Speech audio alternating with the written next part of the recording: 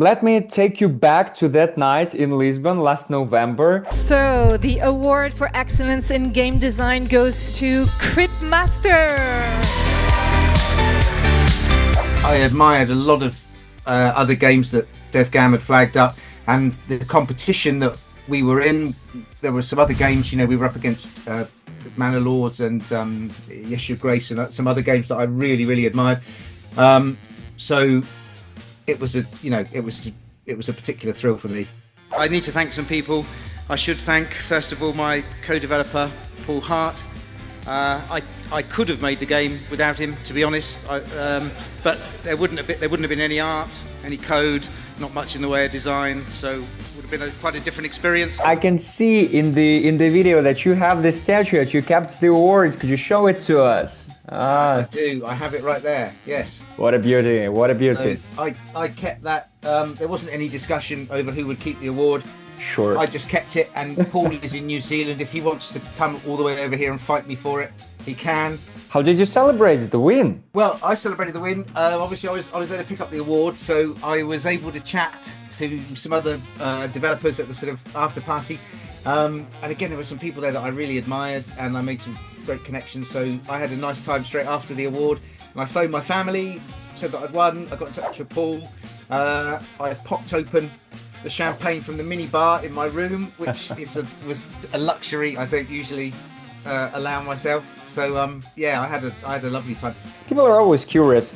Well, you've won 10 grand, which is like a substantial amount of money.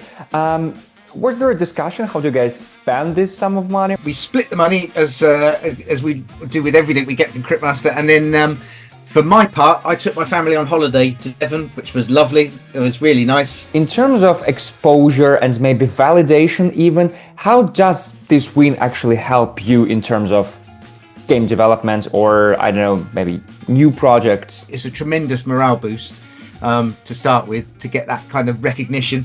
And you do need that, because I think when you're developing a game, certainly for Paul and I, this is my studio, this tiny room here, and Paul's similar in New Zealand, so I don't get out much. I don't get to talk to other people in the industry very often, and so sometimes you can think it feels like it's all in your head. So then to be in a room full of people that you admire, and they're saying, "We've played your game, we really like your game, it's great," it's a little bit mind-blowing, because you almost don't realize that people out there in the real world are actually appreciating it.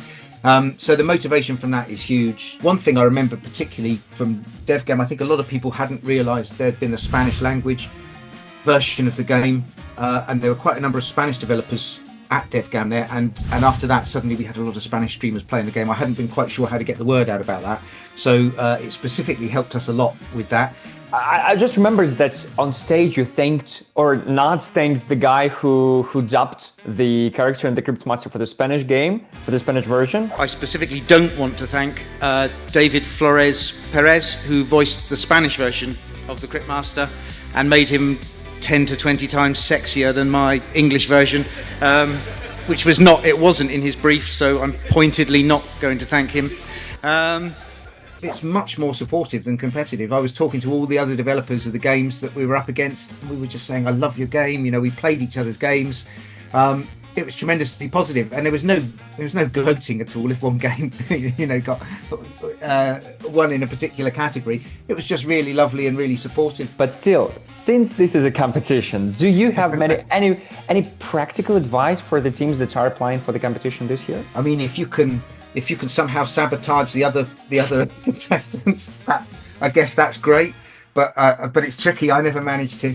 No, I don't know. Seriously, I think really probably the best I can say, and this sounds like a cop out, but make the best game you can. Make the game that you want to make, the game that inspires you. So I would say to somebody, yeah, go for it. You'll get great feedback. You'll get great motivation, even if you don't win an award. To be involved in the process and involved in the discussion with other developers and industry professionals is just really useful.